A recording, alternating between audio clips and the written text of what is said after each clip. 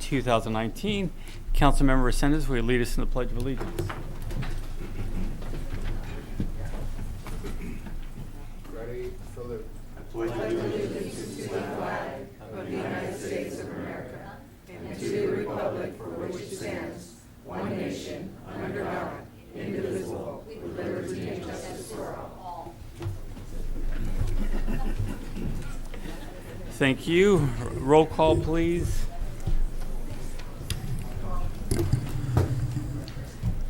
Councilmember Resendez, Present. Vice Mayor Richmond, Present. Mayor Velazquez. Here. Councilmember Spencer. Here. Councilmember Lenore. Present. City Manager Avera. Present. City Attorney Epperson. Present. Chief of Police Westrick. Here. The amended agenda for the City of Hollister City Council regular meeting of May 20th, 2019 was posted on the bulletin board on May 16th, 2019 at 1:45 p.m. per Government Code Section 54954.2. Thank you. City Attorney, will you please report out from closed session? Thank you, Mr. Mayor. The City Council convened in closed session to discuss item number 1 on the agenda, conference with legal counsel, anticipated litigation pursuant to Government Code Section 54956.9B. Direction was given to staff, and the City Council recessed from closed session at 6:31 p.m. Thank you very much. We're going to move to the consent agenda. Are there any items council would like to pull? I had some questions on A4. Any other items? Nope. Do we have any from the public? A9, and that's actually from staff. The consent From staff, from staff? yeah. Okay. Okay. Is there a motion? I move that we pass the consent agenda outside of items A4 and A9. Okay. Second. The motion second, all in favor? Aye. Aye. Aye. All right. Move to item A4. Good evening, Mayor, council members. Item A4 is authorization to go ahead and issue a new request for proposals for street sweeping. Our current vendor at the beginning of the year attempted to charge us a CPI increase of about 15%.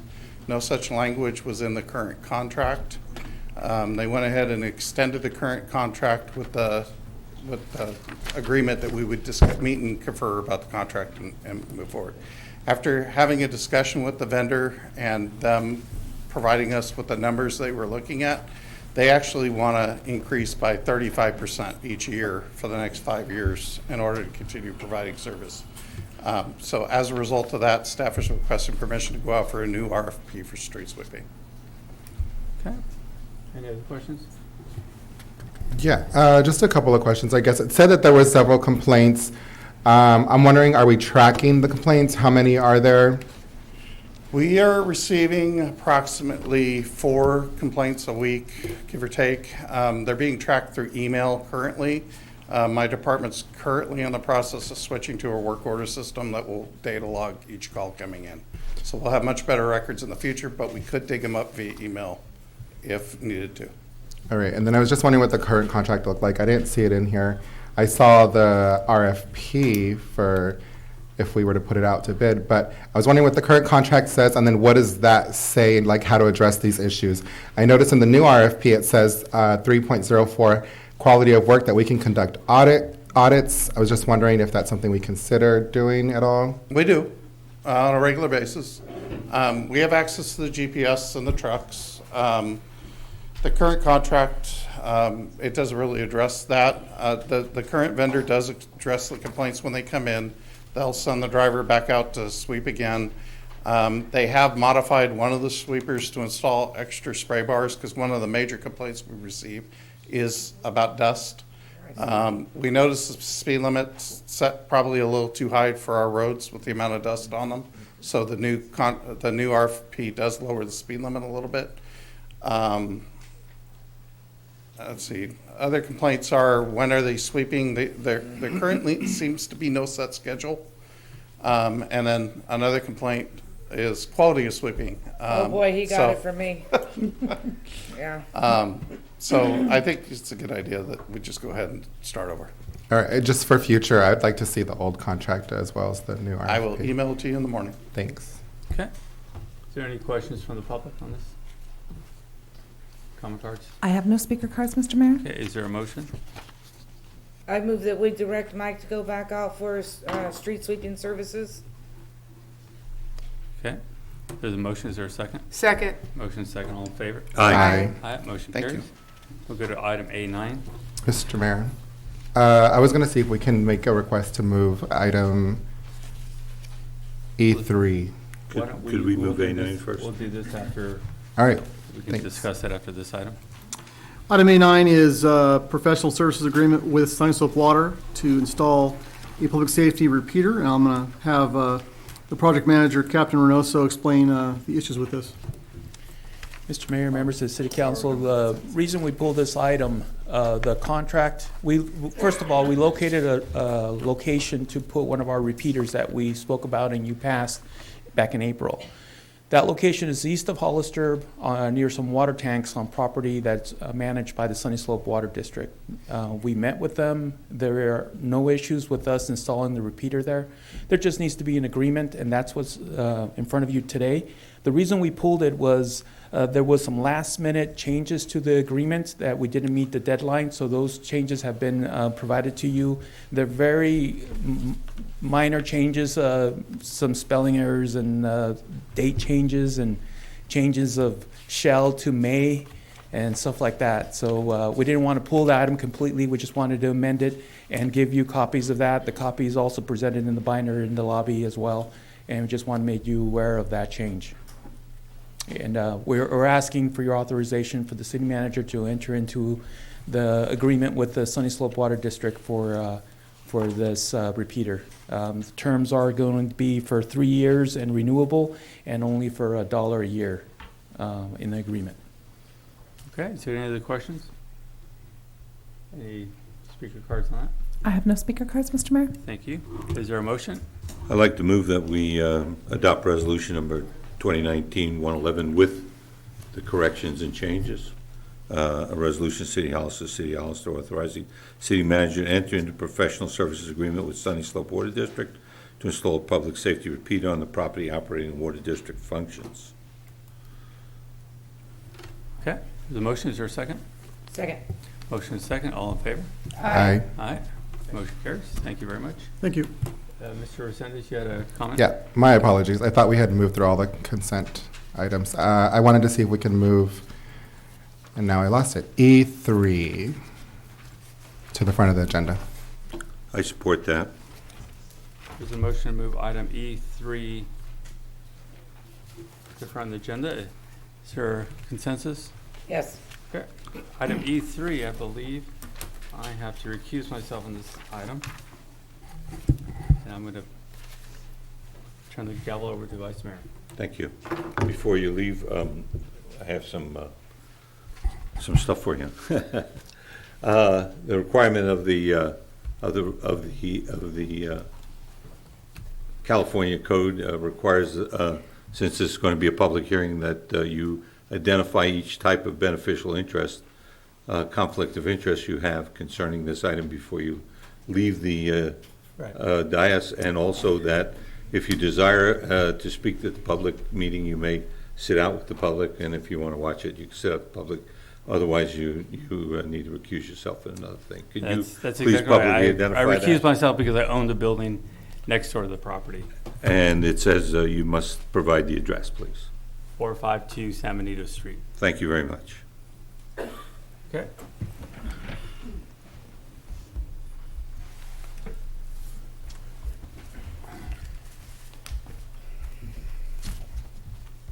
I think we have something from the city attorney. Thank you, Mr. Vice Mayor. I wanted to explain to everyone for a moment. Previously, the City Council authorized me to look for a legal representative to assist the City Council in this matter because, as everyone knows, the appellant in this matter is the mayor. And while I don't represent one individual, I represent the entire council. However, because the mayor is obviously a member of the council, there's a potential that there could be an appearance of a conflict. if I make a decision or a statement in one direction or another. And when public officials have to attend an ethics training, whenever I give that ethics training several times a year, I'm always emphasizing that an appearance of a conflict is just as important as an actual conflict. So while I do believe that I could represent the council in this matter, in this appeal, there's the potential of an appearance of a conflict. So I'm going to recuse myself, and the city council asked me to find other legal representation. And I looked and I found Ms. Lauren Lane, and Ms. Lane has almost a decade of experience. Her practice areas include real estate and representing public agencies, so I think we're leaving her we're leaving the council rather in extremely good hands if Ms. Lane represents the council or works with the council on this particular issue. And then I'll return. Thank you. So with that, I'll actually literally give her my seat. Thank you very much. I have a you. comment though, real quick. The appellant is Ignacio Velasquez, Save the 400 Block. I just wanted to point that out. Yes, correct. Thank you. Thank you.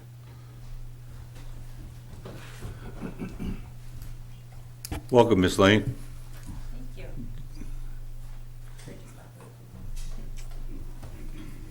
Do you have a statement before I open the public hearing?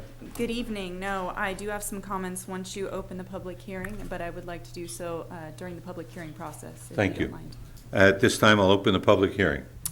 All right, Mr. Vice Mayor, we received correspondence from Mr. Ignacio's legal counsel regarding some confusion as to the interpretation of the municipal code on when the public hearing should be scheduled and when the staff report should be prepared. Specifically, your municipal code states that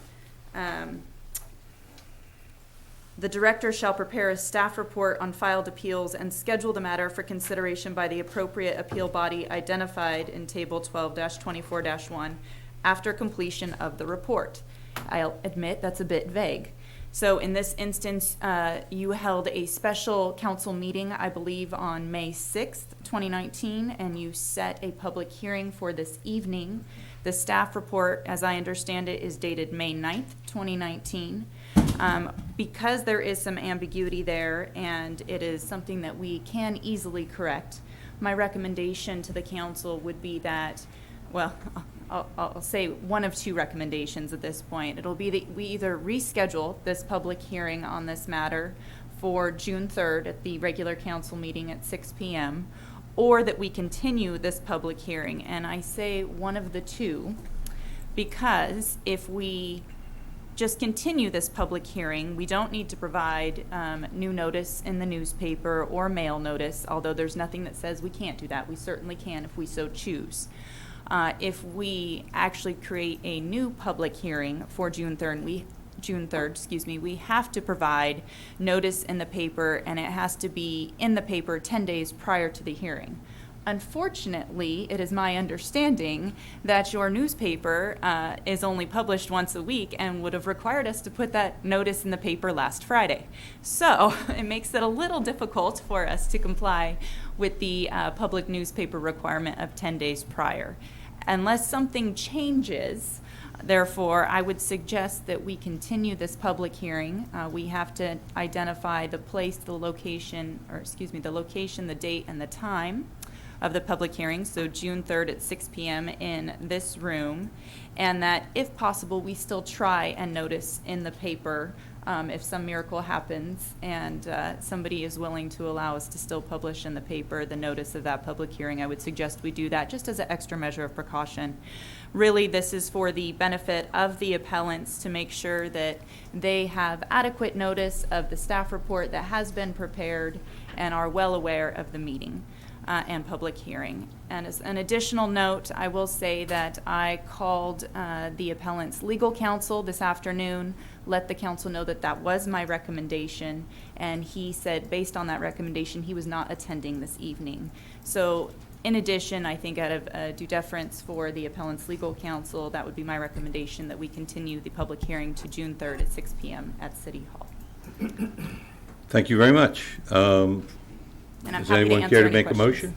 motion? I have quick question Sure. before we make a motion.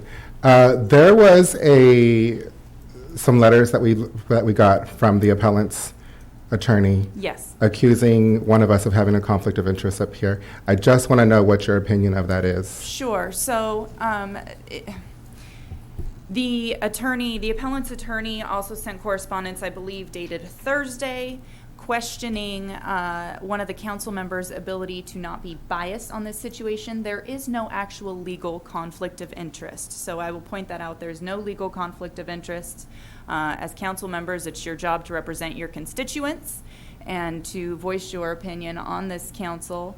Obviously, we want to do so in a professional manner when we can at all times. But there is no legal conflict of interest. So I leave that to the council members. If you feel that you cannot be unbiased in any decision that you are making on the dais, that you would recuse yourself, but there is no legal conflict at this time other than the mayor, who has a legal conflict based on owning property within 500 feet of the development. Okay, thank you. Mm-hmm. Thank you. Does anybody care to make a motion concerning continuation of this at a date certain, time, and place? I move that we continue this item to date certain for June 3rd at 6 PM here in City Hall. Second. Is there a second? There's a second prior to. May we say Prior 6:30? to asking for a vote? Oh, I meant 6:30. Or as soon thereafter as the matter may heard. As soon as they're at. 6:30 is the regular meeting. Sorry, I Thank you. said Regular I meeting believe- time. You're allowed to make one. It's my one. I am going to take public input on this motion. So, do you have any public input on this? Yes, Vice Mayor? And to be specific, if I may, so the public input would be on the motion. On the motion. At this point, not necessarily the public hearing, because we are Right. continuing the public hearing, but an opportunity to open up the motion that's on the floor to continue the public hearing. That's But I correct. believe because we noticed a public hearing, we must allow the public to speak. Well, We- they're making a motion right now, though, so I'm just commenting that the public input right now is on this motion. Right. Public, I would like to get the public's input on this motion. The reason I don't want to go further than that is because if we continue the hearing, then the appellant and their representative has a right to hear what you have to say concerning anything else. That's important. So if So there's then- anyone who'd like to speak, member of the public like to speak on this motion, please I please do actually so. have 2 speaker cards. May I ask if both of those speakers who handed me speaker cards are willing to wait till June 3rd, 2019, when the matter comes back for a public hearing? You want? And it's on the motion, okay? And you as well? You'd like? Well, I think it's awful that the mayor has done a delayed tactic, and the mayor couldn't let the. Did you? Let's have order, please. If you want to speak on the motion, please indicate so. Indicate so to the clerk, who will call your name at the appropriate time, and you'll be allowed to speak on the motion.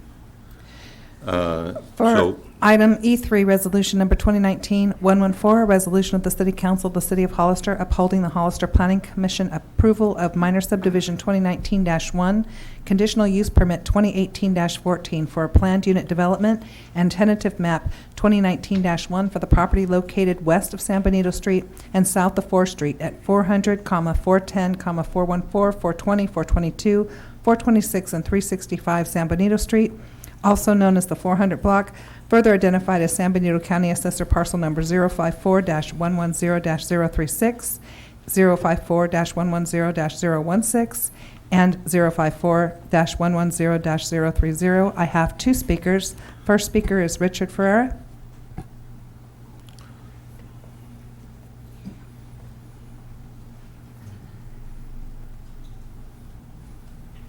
Now, this is just on the motion itself, is that right? this is on the motion to continue.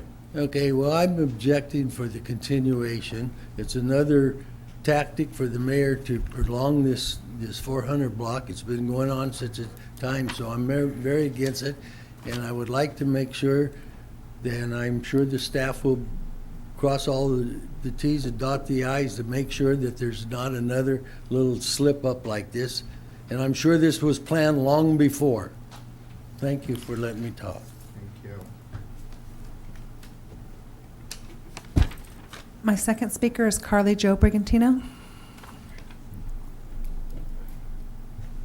Hello, and thank you. And I am with Richard as well, as I am against prolonging this.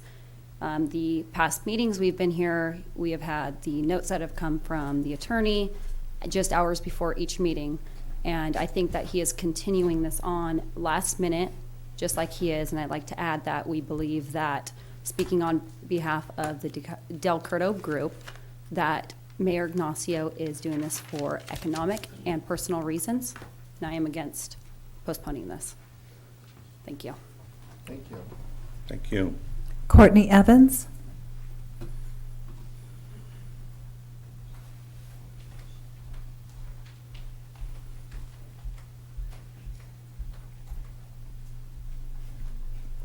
Good evening, Council. Thank you for allowing me this time to speak. I also object. I feel that anytime the mayor is questioned or there's a conflict, he delays, and we have things to do in this wonderful town. I feel that anytime the mayor has posted things about the 400 block, he is not using a personal account. He is using Mayor Velasquez. Excuse me, one moment. Yep. Please don't interrupt me unless you want to appeal to the council, which I will allow you to do. Please refrain, and please concentrate on the motion that's at hand. I object the motion. Which is to continue. Thank you very much. Yes, thank you. Thank you. I believe there's one more speaker, but I don't know her name. She would like to go to the podium. It's no requirement to enter your name to speak on the public record. Hi, thank you very much. My name is Vedana Freitas. I'm at 1157 Ridgemark Drive. And sorry I did not get a card in to speak on the motion, was planning on speaking on the public hearing. And I just wanted to stand up as another public voice to speak against the delay. I think that there's been plenty of time, and I think there's a lot of people here that came here tonight and expect to be heard on this issue. Thank you. Thank you very much. Anyone else? I have no more speaker cards. Is there anyone else in the audience that wishes to speak on the motion on the table?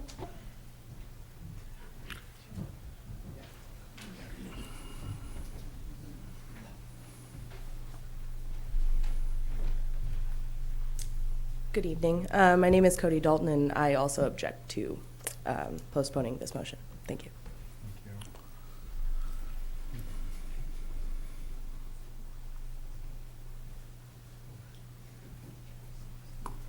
I see no more speakers, Mr. Vice Mayor. Going once, going twice. Before I ask for a vote, I just want to thank all the people who came, no matter what your views are, and I regret that circumstances require that we continue this. At this point in time, the representative of the plaintiff is not here, or the plaintiff, the appellate, I would call it, is not here, and this was a good faith effort to come to an agreement on when to do the hearing. It was not a one-sided effort. It was an agreement between the two sides. I appreciate you coming out. I realize that it's a time out of your busy schedule, and you want to be heard, and I'm glad we gave you an opportunity to be heard. But we will hopefully get to this if this is approved. We hopefully will get to this on the 3rd of June. So having a motion and a second, all in favor, say aye. Aye. Aye. Those opposed? The ayes have it. Thank you. At this point in time, I will close the public hearing and return the gavel to the mayor. Did you mention because the Curtis are not here? No, I did not mention because the Kerrs were here, not here. Thank you.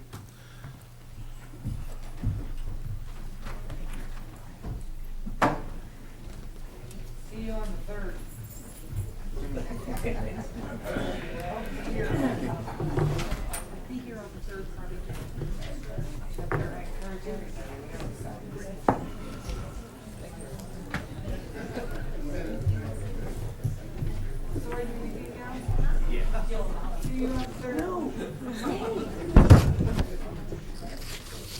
Thank you for your assistance.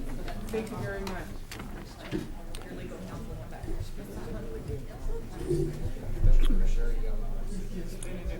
All right, this time we're going to move to public input. This is time for anyone in the audience to speak on any item not on the agenda and within the subject matter jurisdiction of the council. Speaker cards are available in the lobby and are to be completed and given to the city clerk before speaking. When the city clerk calls your name, please come to the podium, state your name and city for the record, and speak to the city council. Each speaker will be limited to 3 minutes with a maximum of 30 minutes per subject. Please note that state law prohibits the city council from discussing or taking action on any item not on the agenda. Do we have any speaker cards? We have no speaker cards, Mr. Mayor. Okay, then we're going to move to item D1, city manager's report. I have nothing to report on this evening. Oh, wow. All right. We're going to move to item E1, public hearing. I'd like to be home. We just, public hearing, sorry. Good evening, council members, Mayor Velasquez. This item, Resolution 2019-112, is a resolution to approve the park facility master plan and a supplemental appropriation. This is a public hearing item. The draft park master plan was reviewed by the city council over a year ago in April of 2018. At that time, staff was directed to conduct environmental review and to have a concept plan prepared for the wastewater reclamation facility, also known as Brigantino Park, also known as the Riverside Park. The city council reviewed the draft plan again in March on the 25th of this year, and they also reviewed and adopted the mitigated negative declaration for the park facility master plan. At the city council, at that meeting, staff was directed to consider whether or not there should be a standard of 5 acres per 1,000 persons, of 7 acres as opposed to 5 acres that was recommended in the draft parks master plan.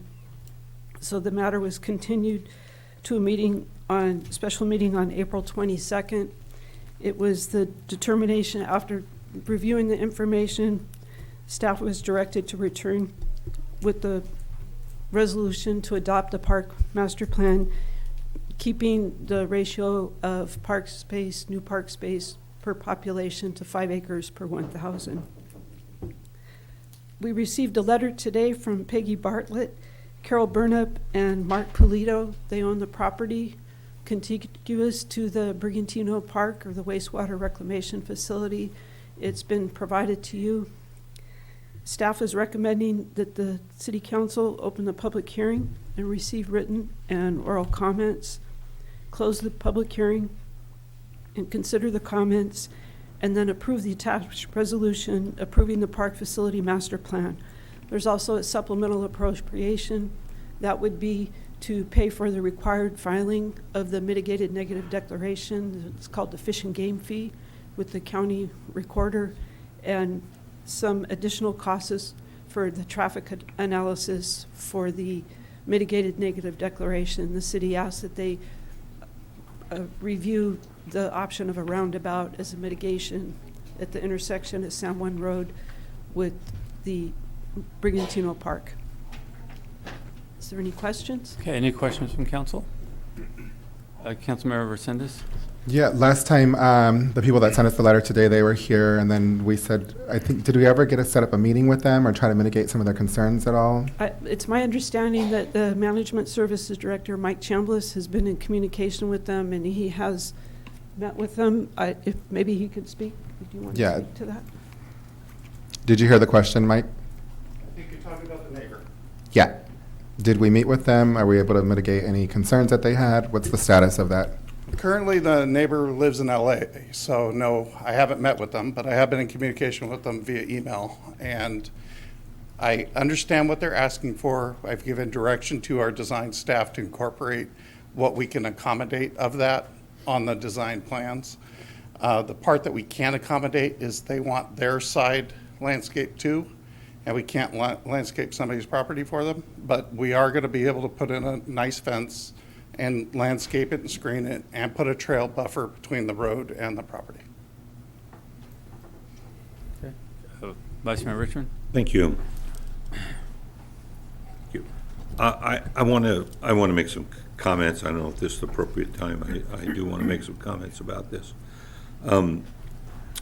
We should consider this a living document. I don't expect it's a good document. We put a lot of work into it, tremendous amount of work from the staff. I really appreciate it. It's a great document, but you know, time marches on and things change every day. And I think the key to making this work is to continually update it and continually look at it. And I think it needs to be a living document. And one of the most concerning things is the issue of impinging on other people, especially in my experience, my personal experience, is noise. And the reason is noise has a freakish way of acting. I've mentioned this before. Light, typically you can go and see if the lights are impinging on someone else's property and on their thing. But noise is kind of a crazy thing.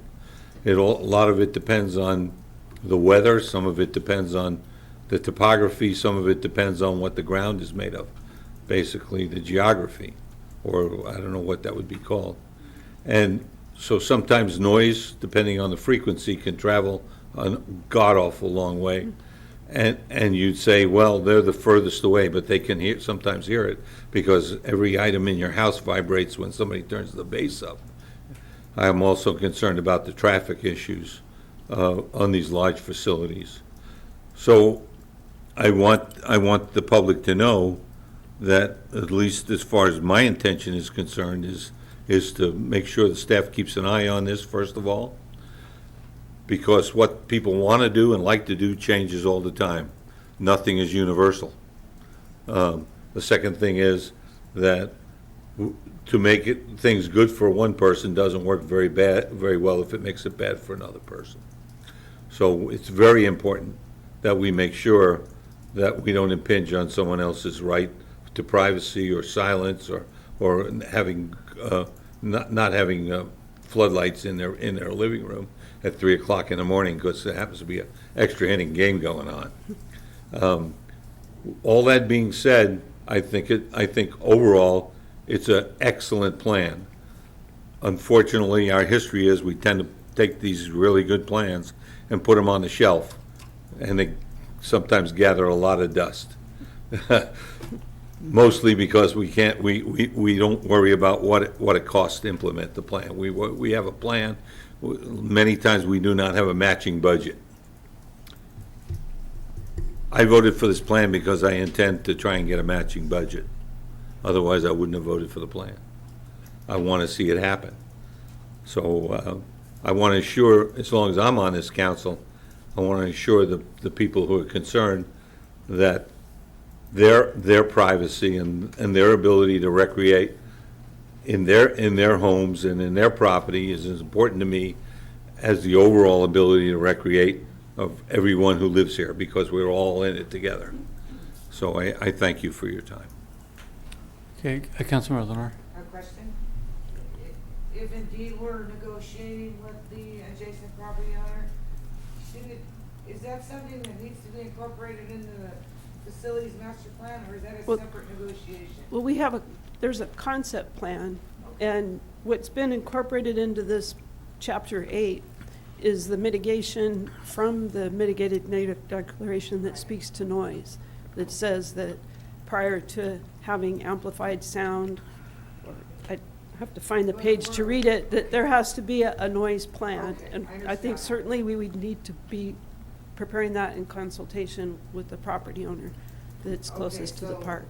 If we help the property owner with impacts, shouldn't that be on here before we approve it, or is it separate?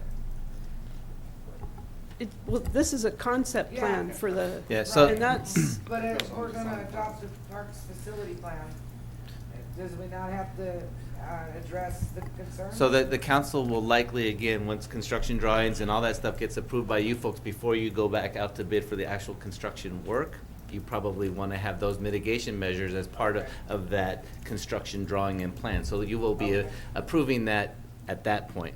I don't think specific mitigation should be adopted in a Parks Master Plan that's a overreaching. I just don't want it to get lost in the process. Oh, no, I don't think it's going to. No, I but just wanted to make sure that we do what we can. Thank you. Okay, Councilmember Spencer. I would just like to say that I know that Mr. Chambliss has gone above and beyond to accommodate the neighbors. I have seen emails. I mean, I feel for them, but I think we should adopt this. Okay. No other questions? This time we'll open it for public hearing. Do we have any speakers? I have no speakers, Mr. Mayor. Really? All right. This time we'll close public hearing. Do we have any other questions from council? Statements? I like our plan. Nobody else is speaking. I like the plan. I like what we've done. I just think it's a big mistake not to go to the 7 acres. You know, the fear of upsetting developers or it's going to cost too much pie in the sky. You know, we don't have the vision to do better for ourselves. We're just going to always just be all right. If Los Baños can ask for 7 acres, I'm pretty sure we could do it and really strive for a better park system throughout the community. It's not something that's going to happen overnight. I'm well aware of that, but by planning and understanding that what we can do, we'd be a much better community to have more park space rather than less. Councilmember Lenore? On that subject, I'll tell you the reason that I went with 5 instead of 7, because I don't have anything. 7, yeah, is great, but I want realistic goals for the city. We're lagging already. To go from 3.84, what is it again, Mary? 3.84 to 7 is a considerable jump. That doesn't mean in the future when we update the Parks Facility Master Plan that can't change. But I would like to see us shoot for something that we can actually fulfill. And that was my reason for going with the 5. Thank you. Thank you. Okay, is there a motion? Oh, go ahead. I make a motion that we adopt the master plan. I'm trying to get back to it. Resolution 2009. Resolution 2009-112, a resolution of the City Council of the City of Hollister approving the Park Facilities Master Plan and a supplemental appropriation. Okay, there's a motion. Is there a second? Second. Motion second. All in favor? Aye. Against? Aye. That's a big one, Mary. All right, thank you, Mary. Thank you, Mary. Well, there's not just me, there's a lot of staff that To put staff, time yes, into this, so thank you to all staff. that goes on to staff. We're going to Awesome.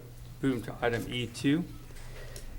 Yes, this item is also a public hearing. It's a resolution to consider approval of the update to the public facility impact fees for detention. That means jail, juvenile hall, library, park construction, storm drainage, water facilities, and a new fee for City Hall, City Yard. This item has been reviewed by the City Council at meetings on February 25th and March 25th. At the March 25th meeting, the council member Richmond asked that we review the impact fees in relation to the California Department of Housing and Community Development's building blocks for housing elements. There's a specific section in it related to the fees, whether or not they're creating a barrier to the construction of affordable housing. That report provided documentation that the percentage of the fees were in an acceptable range, that the increases had not been inordinate, and our fees are somewhat comparable to our neighboring communities, the exception being traffic. And that's because we're in the unusual situation where we are burdened with widening the 2 highways that connect us to 101, and our neighboring communities don't have that burden. This slide here, it just shows that with the update that for industrial buildings, this isn't including the sewer impact fee, because that's the only fee that's based on the volume of water gallons per day. The others are per 1,000 square feet of building area. So it would increase by about $900 per 1,000 square feet. So if you were building a 1,000 square foot industrial building, now we're adding in the sewer impact fee. We have categories for local industrial and regional industrial that relates to traffic, not to this impact fee update. So the fees would be for a 1,000 square foot building close to $3,600. As for commercial, again, this table is showing what the increase in fees would be for, and most of these are based on 1,000, the rate, the factor of per 1,000 square feet. The exception is storm drainage. That is based on per square foot of the net lot area. And there's two fees. One is for the east area, and one is for the remainder of the city. So let's say if you were going to build a 1,000 square foot local restaurant that was just serving local customers, the impact fee would be about $7,300. For a regional restaurant, maybe In-N-Out Burger or something like that, it would be $7,800. And for commercial office, it would be $10,000, a little over $10,000 for a 1,000 square foot building. Moving along to the single family residence, the impact fee would increase by about $13,000. The larger fee increases would be for the detention facilities, library, and park construction. I'd also like to note that the fee, there are two stormwater fees. It would change to just one fee with this update, but currently there is a fee that's higher, the flat fee for the east storm drainage area. That's the eastern part of the city. It's about $3,540. So the increase would be less for a single family home in that area of the city. Moving on to multifamily housing, for a 2-bedroom apartment or apartment with 2 or more bedrooms, the increase in impact fees would be about $10,861.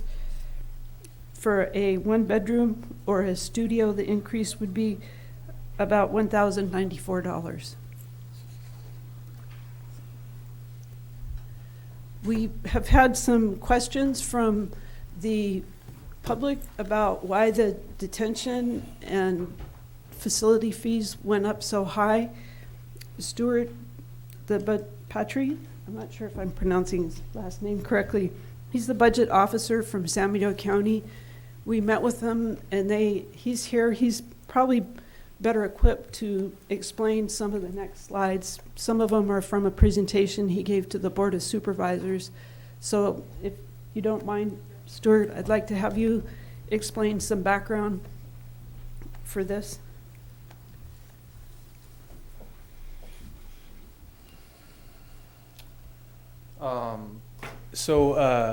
AB 109 was passed, and now the state prison populations are being pushed down to the county level, to the county jails. Specifically, our sheriff started and our board started the project of expanding the county jail. The county jail is basically increasing double the size from the current capacity. That jail will be finished. The jail expansion will be finished sometime around July. There had been some push-offs because of the weather,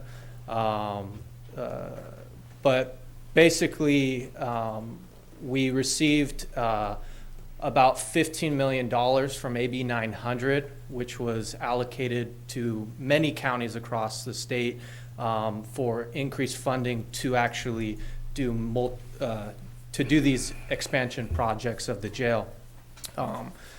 Our county in the past with the current jail that is off of Flynn. Flynn. Yes, sorry. Off of Flynn, that was actually paid for by impact, partially paid for by impact fees, which the county had adopted, and the city had also adopted the same fee, and those two fees helped pay for that jail. We have since brought to our board a resolution to increase the impact fees because the costs are so much higher now for the construction. The total cost of the jail, the expansion facility, was $25 million. That obviously doesn't include any of the operating costs that the county is taking on with the increase of having additional staff. But basically, AB 900, we were allocated about $15 million. The rest is going to be coming from a combination of in-kind match from the county. Sorry, I didn't know exactly what slides were put up there. This was part of my slides that I had presented to our board. And as you can see, the AB 900 portion is that $15 million. That came from the state. The cash match portion from the county was about $9.3 million, and the in-kind match was about $618,000. The $9.3 million is going to be directly related to reimbursement from the impact fees if adopted by the city, and the county's impact fees that have currently been adopted by the county board. Were there any other slides on, or was this the one? Actually, this was our funding sources to pay for it. Again, just in another format.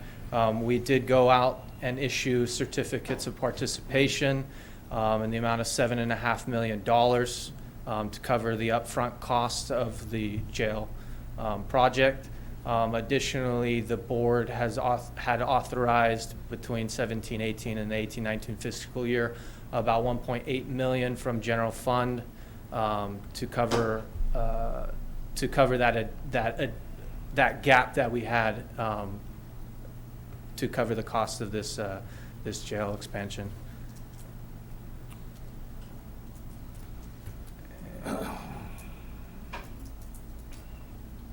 Additionally, there is an agreement with the Community Corrections Partnership Committee. They have authorized $250,000 a year for the next 20 years to go towards the debt servicing, with the additional portion would be coming from the impact fees to finance the debt servicing. It's about $400,000 a year for the next 30 years.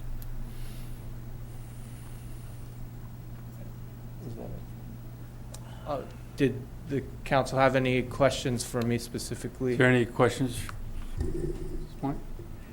I don't have any. I do have a quick question, not to get too far off this, but the jail expansion, what's happening with the juvenile hall? So the detention facility impact fee, sorry, I probably should have stated that too. I didn't have a full-blown presentation prepared for you, but the facility impact fees that will be collected are going to be going to the jail. Half is supposed to be going towards the jail expansion project. The other half is supposed to go eventually to juvenile hall. We expect that at some point we are going to have to start looking into the capacity of the increased populations in the county to increase our capacity at the juvenile hall. Currently, we are, from our chief probation officer, Chief Frontella, he's told me that we're fine in our current state, so we're not looking currently to work on a new juvenile hall expansion, but at some point in the near future, we are going to have to start looking at that, and the impact fees that are collected by both by both the county and potentially the city, if this is adopted, would both go towards that juvenile hall facility in the future. The reason I'm asking that question is because there's other communities, such as San Francisco, that are looking to shut down their juvenile hall. So, I mean, is there discussions happening, other ways to do this, to actually save money and utilize new ways of helping our young people? I don't want to speak 100% Okay, for my that's chief, fine. the chief probation officer, but we have had some discussions about that it might not be actually cost effective to send youth outside because of potential recidivism problems by sending them to other Yeah, I don't want to get into facilities policy. outside, I was but- just wondering how you're figuring the juvenile hall into this or not, or are we looking for different ways as other communities are? So we can have that whole policy discussion Yeah. some other time. Thank you for that. Any other questions? Vice Mayor Richard? I suggest if we want to get into AB 109, what it costs, why we did it, what we owe everybody to, that we agendize that, including juvenile hall. I'd be happy to discuss it, get a presentation in full. I think it's peripheral to our impact fees right now, because basically what they do is they tell us how much they're going to spend, and we put it on the impact fee list. Okay, that's the way it works right now. The question is, we have to back up. We can't discuss it in detail because it's not on the agenda, and we have to back up the chain to find out those decisions are made.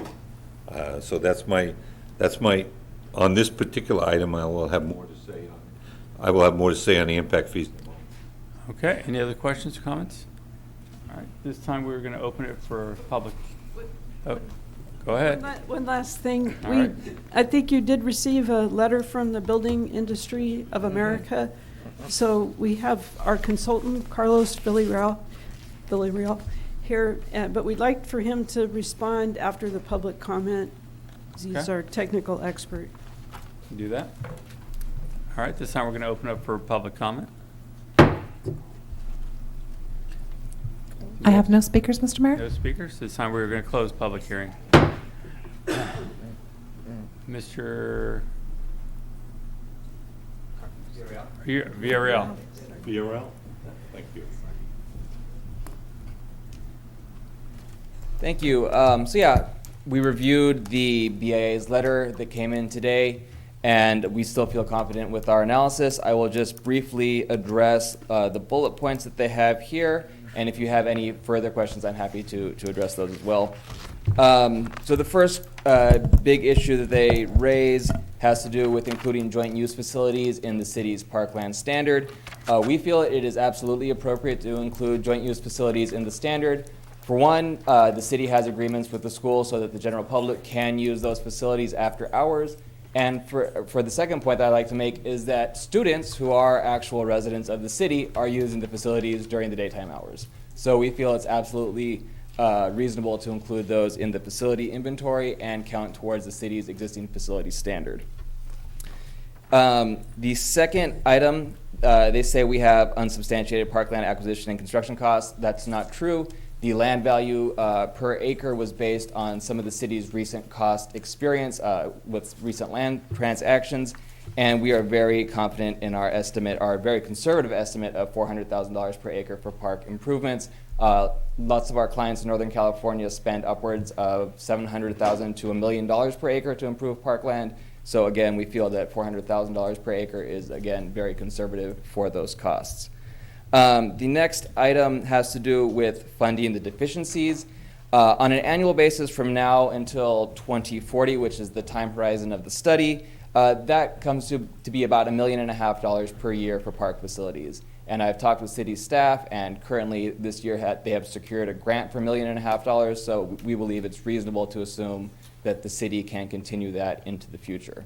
Certainly every year the city has to report on the use of fee revenue and anticipated alternative funding, but that's the annual process. As the fee revenue comes in, you report given the requirements of the Mitigation Fee Act in the state code. And finally, with regards to the city of Alameda, that is true. The city of Alameda is one of our clients, and they are in a legal case with Boatworks. The issues in that case are not relevant to your city's situation. That case has to do with land that was given to the city from the federal government and restricted land in the city of Alameda. Again, you aren't an island, and none of the parks that you included in your inventory were given to you at no cost conveyance from the federal government, so those issues aren't relevant. But beyond that, I'm happy to address any other questions you have and answer any technical questions. Is there any questions? Yes, I do. I have a question. Vice Mayor Richard? Thank you. You say, based on our experience, we put in $400,000 an acre. Was Yes. that the number? Yes. What do you think they're paying in Los Banos for an acre? I don't know in Los Banos. I have not worked with them Okay. specifically. You don't have any opinion on whether they're paying $400,000 an acre over in Los Banos? I know that in Northern California in general, with the cities that I've worked with, it's pretty much starts at $500,000 an acre on the most reasonable side. Okay. So I would assume they'd be spending north of that. I thank you for your information. Thanks. Okay, any other questions or comments? Thank you very much. Thank you. All right. Is there a motion? No, I do have a general comment. Do we have anybody else from the, did you ask for the public? No, we already did that. It was a Did you? public hearing. Okay, yes. First of all, I'd like to make a general comment because this is an important issue. These are high costs.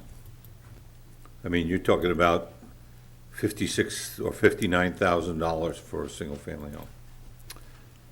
But unfortunately, because of the cost of doing anything, they happen to be fair. I wish they weren't that high, but they are fair because that's what it costs. More concerning is the $10,000 raise in multifamily homes, cost of multifamily. We're never going to get any affordable housing in the state of California at these prices. I got to be very honest with you. I tried to be very direct when I talked about this at length during the previous meetings on this subject. I have no hidden agenda. I have no agenda to help the building trade. I have no agenda to stifle the building trade. One way to help the building trade is to undercharge. A way to stifle the building trade, if you want to, is overcharge. You can just say, well, hell, why should we have 7 acres? Why don't we have 40 acres? You can put in any number you want. You can make the impact fee $100,000, which means no one can have a cost. I do know from a recent discussion I had, without going into detail, that our city employees can't afford to buy a house. That's for darn sure. Now, if your city employees can't afford to buy a house, who can? I mean, that is a terrible problem we have here. And we have to charge these impact fees to cover our costs. We essentially don't have any choice. In the case of AB 109, essentially that impact fee started in the state legislature and it rolls downhill. And when it gets to us at the bottom, they want us to pick up the cost. And that's what we're doing. And they're doing that because the state doesn't want to spend the money it takes to unload the prison population and meet the federal mandate and get rid of overcrowded prisons. Everybody knows that. That's no secret. So they look for people with a job, people who can buy a home, and they say, put that on their back, even though maybe then they don't have a big problem with the number of people they're putting in incarceration. So I just want you to know, I am very keenly aware of the fact that somebody comes in here, wants to buy a single-family home, is going to essentially give us in the county $59,000 to cover 30 years worth of stuff, and they're going to give it to us in advance. They're going to give it to us before they move in, because the builder's going to give it to us, and they're going to plop that cost on top of the house. Worse yet is, again, the cost for multifamily housing, because we have people here who are hardworking people, and even those who are making decent living can't afford to live here. And I just think that's terrible. So I'm going to support this because essentially that's what we have to do. We don't really have any choice I'd like to see in the future. I'd like to see some way, especially to reduce the impact fees on affordable housing and multifamily housing so that people can get a roof over their head. Nothing is quite as terrible as having nowhere to live. Thank you for your time. Okay, any other comments or questions? Councilmember Lenore. I just wanted to comment that the item that was their number one item for joint use, joint use is not free. It's also not cheap. It comes with a price tag. It's something that has to be mitigated. Juvenile hall, well, that's important because if your kid gets in trouble, you don't want them going off to another community. You want to be able to still talk with your kid.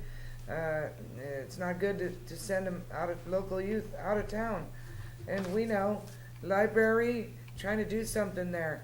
Everything takes money. It is not cheap to live here, but still, what have we learned from the past, especially me in planning, is we have to mitigate things. And money makes the world go round. That's just a fact. So we try to learn through the CFDs, which is a wonderful funding tool for police and fire and lighting and landscaping. Those are the kind of things that have evolved through planning so that we can shore up those shortcomings. Yes, I know it sounds expensive. It does put a damper on multifamily. I would love to see the city do some phasing in of impact fees for multifamily, just as they've done for commercial and industrial. Maybe we can definitely work on that. That is important. Marty is right. If we're trying to do something affordable, this does make it a bigger hurdle, but we owe it to the community to adequately fund, and I know the mayor is going to agree with me, we owe it to the community to adequately fund services, and this is an important tool to do that. Thank you. Okay, any other questions or comments? All right, is there a motion?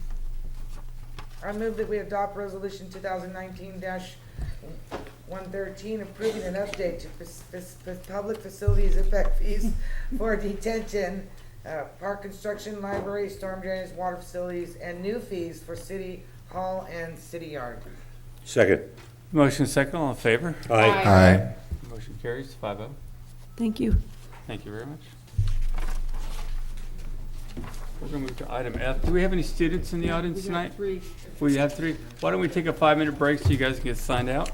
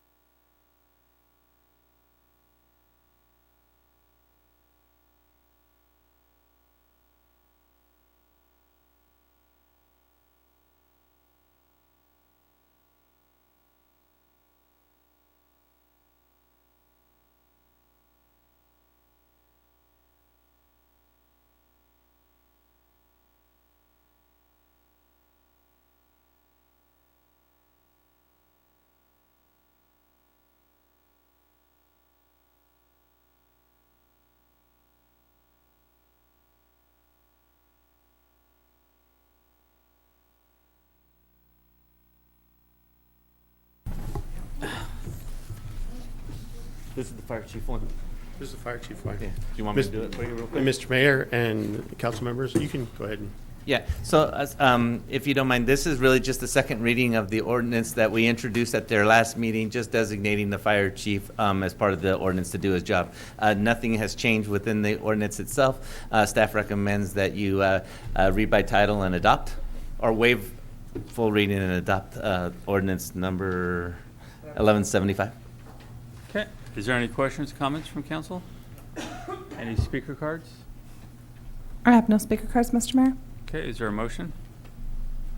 I make a motion that we adopt 1170, an ordinance of the city of Hollister. 1175?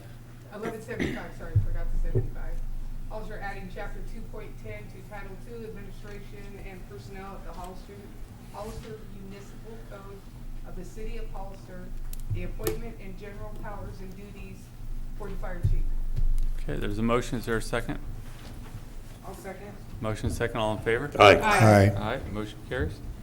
We're going to move to item F2. Okay, F2. This is a resolution of the city council to authorize the supplemental appropriation of $542,387 for repayment of a FEMA AFG grant, award number 214 FV01688 for a fire vehicle water tender. Back in 2017, a desk review was conducted from FEMA, and upon completion of the desk review audit, it was determined that we had nine faults that needed to be corrected. There's checks and measures, and I'm from the old administration, and the old administration was, you go get the grants and put in for every grant, and we'll take care of it after. Well, that's not how FEMA sees it. There's a right way and there's a wrong way to do it. And so FEMA says, and it's the right way. So what we've done is we've corrected all the procedures, the policies and procedures. We initially took care of 3 procedures and got that taken care of. There were 6 more. We got those 5 other items. It's in place. It's not only for our department, it's just for grants in general. So we have the policies and procedures and all the steps, proper steps done the right way for our grants in the future. Unfortunately, the one that we didn't do was wording on the water tender. We had a water tender, but the water tender was out of service, and we considered that as not having a water tender. FEMA sees that as you did have it. They said if we would have put that down on there, that we did have it, but it was dilapidated and out of service, then they would have accepted that, but they didn't accept that. So now we owe $542,000 within the certain amount of money with that. But we could go on to the next plan also. We could talk about that contingency, but that's where we're at though, so.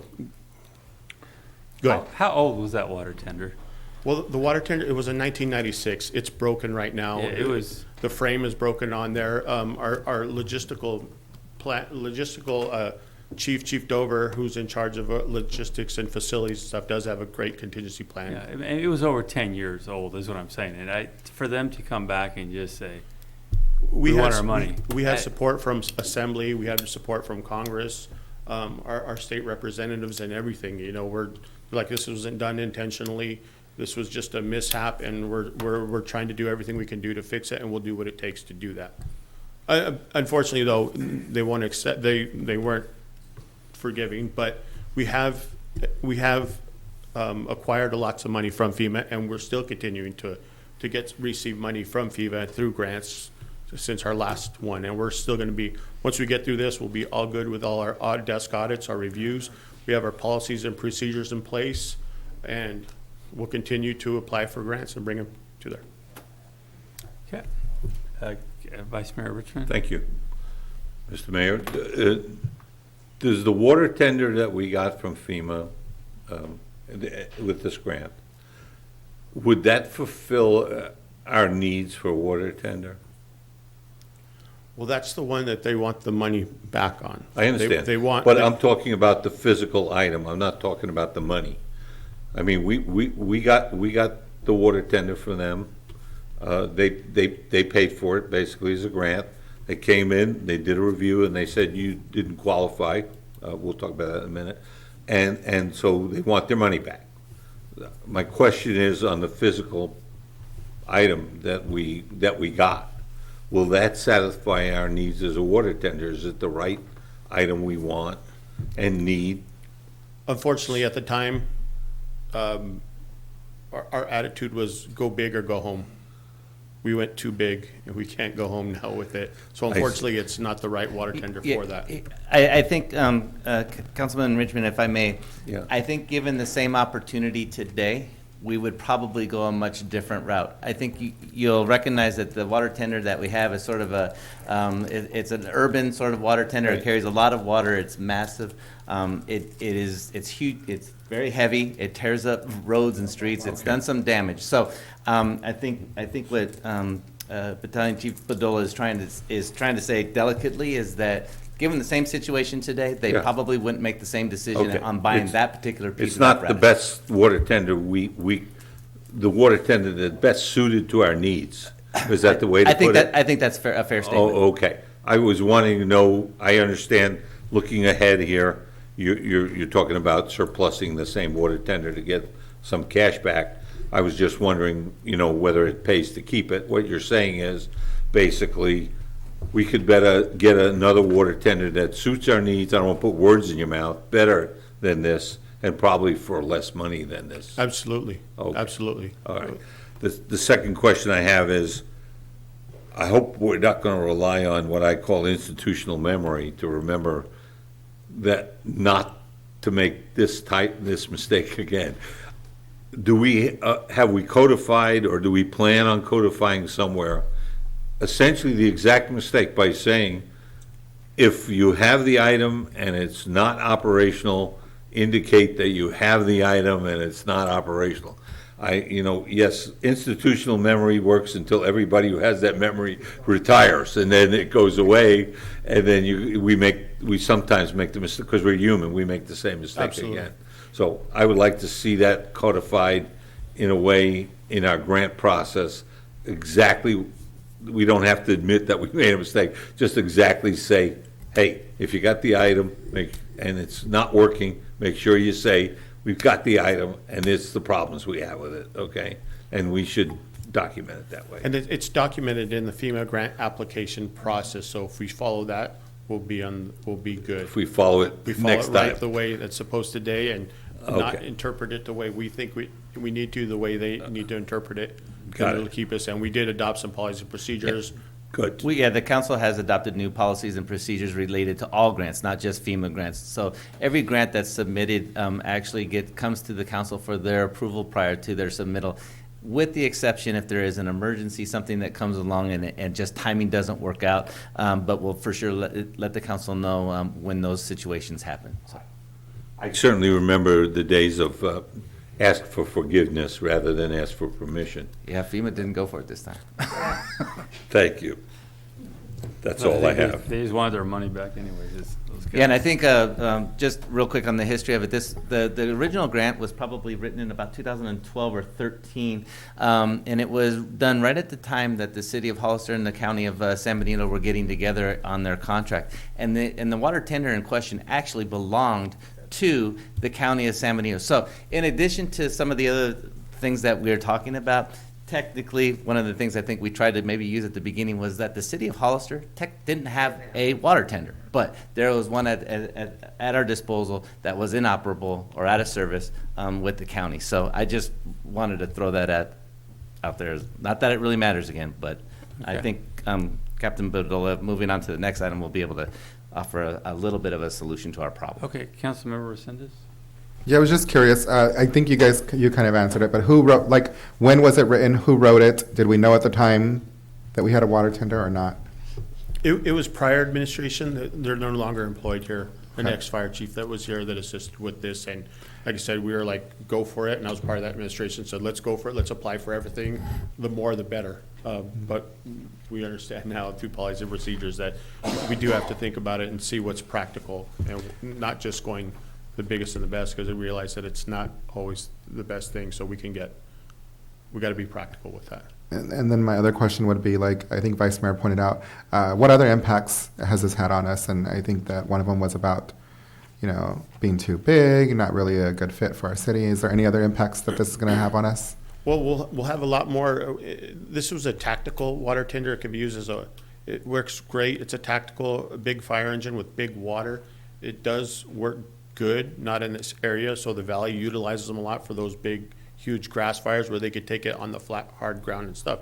So we have a lot of urban interface through there. We have a lot of hills, four-wheel drive areas that we need to get into. So we need to look towards the support water tender, which was already in process. We were looking at support water tenders. And I mean, if we touch on the little one, we could get 2 for 1 for that price with the same amount, double the water of what we're getting. Okay. All right. Do we have any comments? No, Mr. Mayor. Okay, is there a motion? I'll make the motion that we adopt Resolution 2019-115, Resolution City Council, City of Hollister, authorizing appropriation of $542,387 for the repayment of FEMA AFG grant award and number as indicated on the agenda of a fire vehicle water tanker tender. Okay, there's a motion. Is there a second? Second.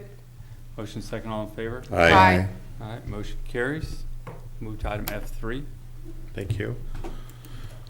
So this next item kind of goes in conjunction with that. So with this water tender, we did contact FEMA. I was like, I talked with administrative staff. I was like, hey, contact FEMA and make sure that we get the total price, because I don't want to get surprised with additional prices, penalty fees, or anything else like that. So we do know the full price. So we did contact, we sent them a letter upon approval tonight. This is it. So this is the monies that we do owe with that part right there.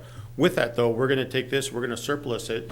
There's a great contingency plan from sales representatives and other representatives throughout there that say we could try to recover some of this money back and sell this water tender, trying to go for market value. And in return, we're going to try to, once we sell it, to try to recover some of the cost. Then we're going to basically turn it around and try to get it, to get those 2 water tenders for that price. So we're just asking to surplus it so we can try to sell it. Vice Mayor Richmond. Thank you. Should we wait for fire season to get a better price?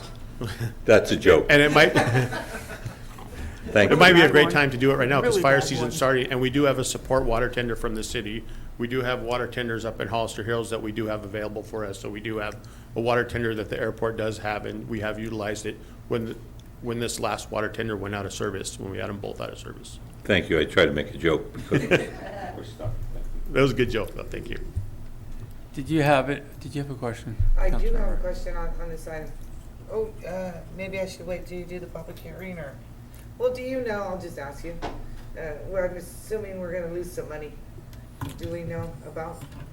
I don't know. It depends on the value, and we're going to try to more bang for our buck. So we're going to try to get as much as we can out of this right now. So I'm hoping to say we'll break even, but realistically, it's a resale value. It's used. We do have equipment in there, so we do hope that that'll help increase with the price also. And if you come back for another purchase, maybe we'll know what we, okay, thank you. Thanks. I'll write that down. We'll know the price. Thank you, Mayor. That was going to be my question too. Yeah, So I think, covered it. and I'm not sure if Captain, Battalion Chief Bedolla is aware, but we did talk to, I had a conversation with Rodney Dover, and he was actually going to be contacting the supplier of our water tender, because they may be also the supplier of the smaller water tenders, and there may be something that we can work out with a trade-in or something along those types of deals. So we do have some options, and we'll continue to explore them. Just one other thing with the other tenders. For those members of council that weren't here, as part of the new contract with the county, one of the apparatuses that we were going to buy is I think they call it, is it an off-road? A support off-road water tender. So by doing this sort of action, we're kind of killing that bird with that stone, and then we're also going to be getting one for ourselves if we end up having 2. So we'll at least have a supply of water that's greater than what we currently have in 2 different vehicles that can go at 2 different locations. So this ultimately, I think, is going to be it's better. It's not good that we don't break even, but I'm going to say that ultimately, from an apparatus perspective and a tools in our toolbox, we should be better off. Okay. Yeah. Vice Mayor Richard? Thank you. In a more serious note, I was kidding, of course, before.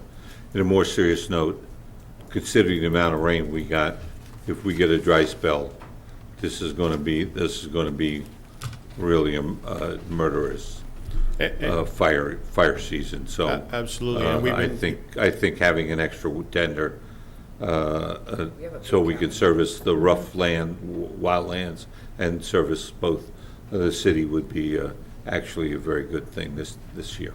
Perfect, thank you. Just for clarification, though, what's the likelihood of having the other ones by this fire season? It's not very realistic, right? So I want to make sure we're clear on that. I would say, to produce one. Unless we get, I think we get lucky and we find somebody else that made the same mistake with the smaller ones, and we get those ones. We'll trade them. Also, the water tenders are a lot less into it because there's a lot less components Right. than a fire engine has to go. Right. So we could be looking at 4 to 6 Doesn't months. take as long. Doesn't Yeah. take full blown. Yeah.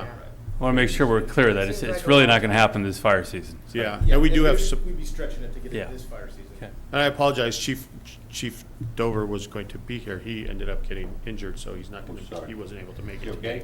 Yeah, he's doing good. I have pictures I can show you later.